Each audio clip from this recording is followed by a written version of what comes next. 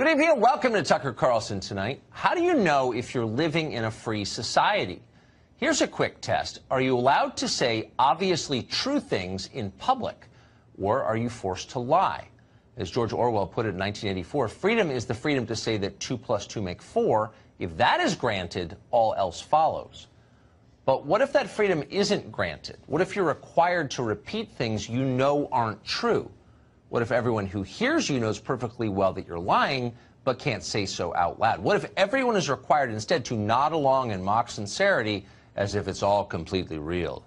That's what a pep rally in a police state looks like. Thanks to the dear leader for a bountiful potato harvest, they chant, even as they starve to death. You get the same feeling as you watch the current race for the Democratic nomination. Pete Buttigieg is in that race. A few years ago, back when he was best known for being mayor of South Bend, Indiana, Buttigieg made the point that all lives matter. He said it because it's true. All lives do matter, no matter what they look like. Every life has value, period. That's the message of Christianity and of the civilization that it spawned in the West.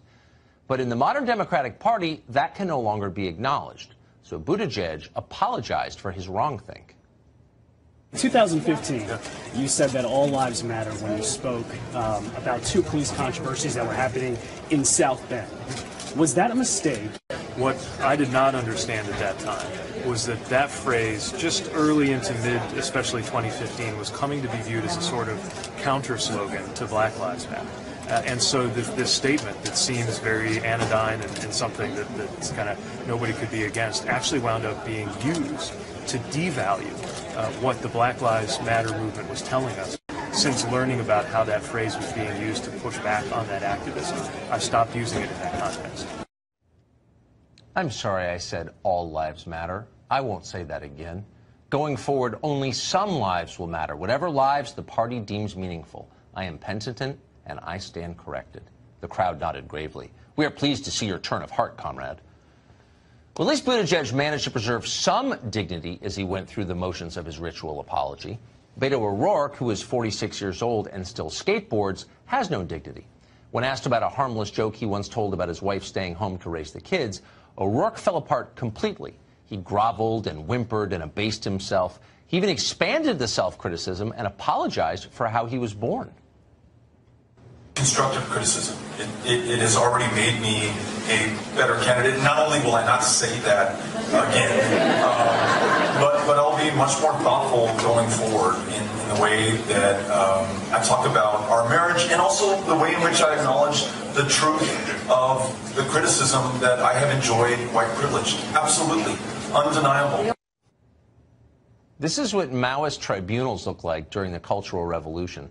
By summer, you can picture Beto wearing a paper dunce cap with white privilege scrawled across it in red letters as a warning to other would-be counter-revolutionaries.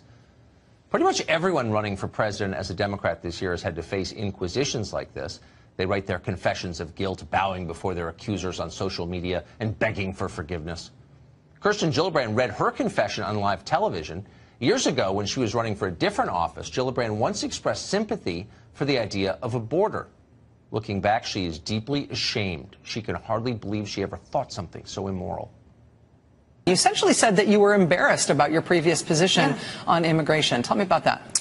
Well, I don't think it was driven from my heart. I was callous to the suffering of families who want to be with their loved ones, people who want to be reunited with their families. And I recognize, as we all do, that immigration and diversity is our strength as a country. I really regretted that I didn't look beyond my district and talk about why this is an important part of the United States story. Diversity is our strength, she says. I once was lost, but now I'm found. Diversity is our strength. This is the new Nicene Creed. Don't ask what it means. That's not your place. Just mouth the words. Well, there's nothing liberal about any of this, obviously. It is purely authoritarian, woke fascism. Power over ideas. In place of thinking, obedience. In return for dissent, punishment. Lying as an official policy. And not just conventional lying, the ordinary truth shading of everyday life, but terrifying, full inversion lies, the exact opposite of the truth. The kind of lies that regimes that seek total control must tell in order to maintain their power. The latest of these lies is that low-grade mafia figure Al Sharpton is, in fact, a legitimate civil rights leader. All of the Democratic candidates claim to believe that now. This week, they trooped over to his extremely tax-exempt organization to pretend he's the new MLK. I know that Reverend Sharpton takes this platform seriously. This is not the place for talk. This is the place for action. People like Reverend Sharpton, who has never stopped fighting for social justice. Well, thank you so much, Reverend. Thank you for your wisdom and your witness, your work. Expressing my deep appreciation to you, Reverend Al, for everything that you've done, not just in organizing this conference, but more importantly, over the years, to make sure that this country can live up to the words in its founding documents and then go beyond. Ah, the Reverend Sharpton fighting for social justice. Where were these people in the mid-1990s when Al Sharpton was denouncing a Jewish landlord in Harlem as a, quote, white interloper just before his store was firebombed and 8 people were killed? Well, Beto was still a Manny then. Kirsten Gillibrand was a lawyer working for the cigarette companies. None of them were woke yet. They are now. Watch them clamor for an idea that not 20% of the American population supports: race-based reparations. Congresswoman Sheila Jackson Lee has proposed a bill to form a commission to study how to do reparations. When I am elected president, I decided. Would you sign that bill? Yes. Yes, would you sign it? I firmly support Congresswoman Jackson Lee's bill to create a commission to study reparations. Would you sign the bill for reparations? Yes, I would. I already support that bill. There are things that we need to do in this country that have been a long time in coming.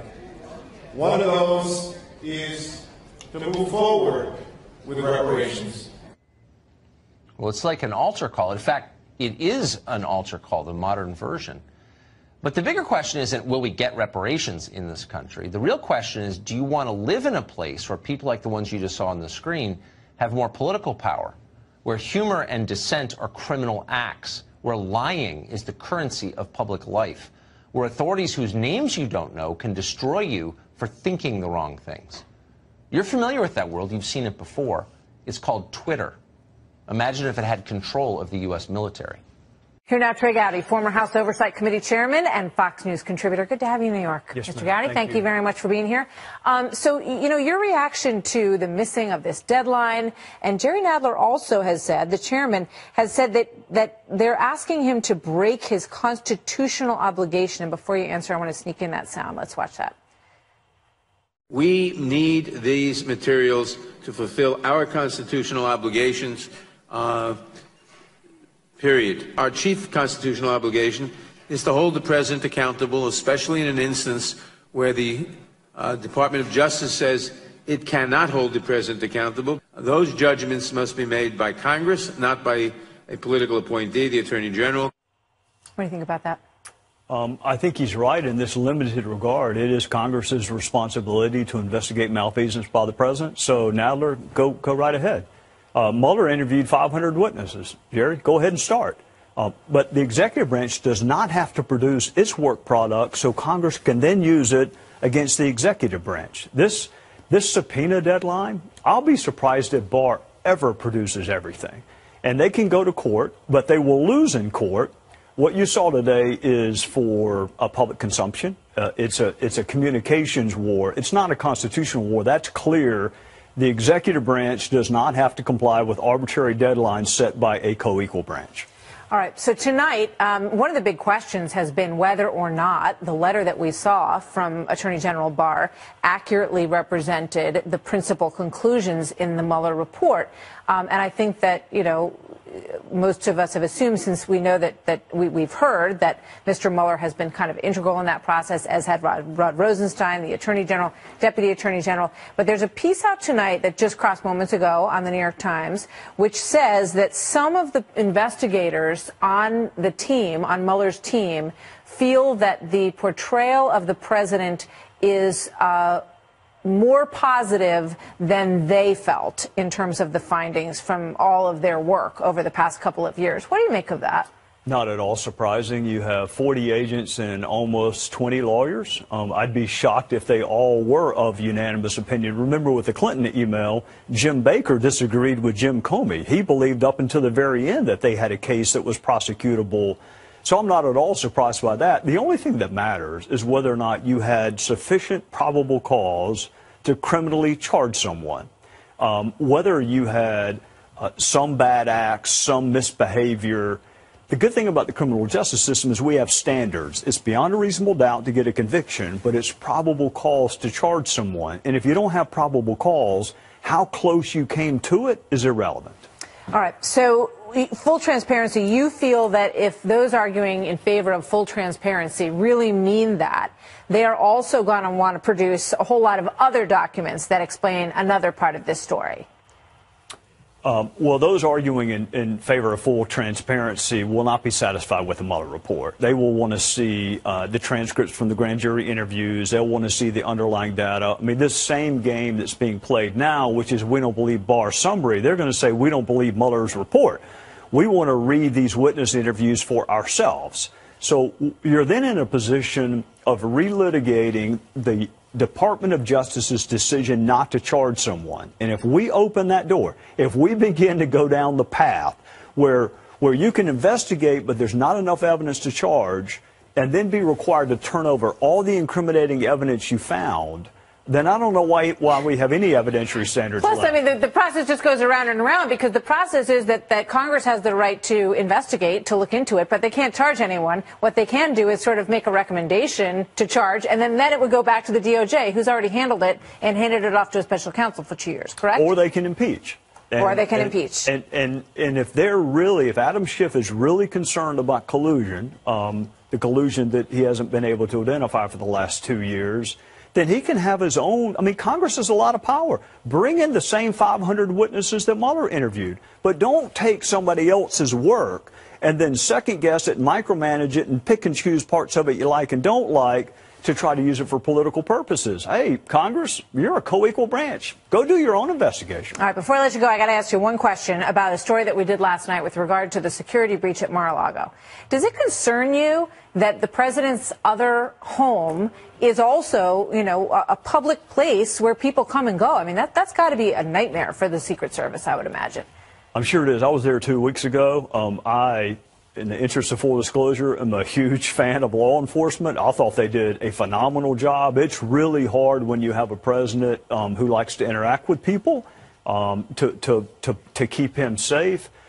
I was stunned at how tight the security was when I was there. And in terms of secrets staying there, no one has reported how badly Lindsey Graham and Mick Mulvaney lost in golf to being the president. So that secret has remained. I think you heard it first, though, tonight, folks. Lindsey Graham and Mick Mulvaney will be giving you a call after this. Thank you very much, Yes, Trey Gowdy. Good to see you tonight. Yes, ma'am.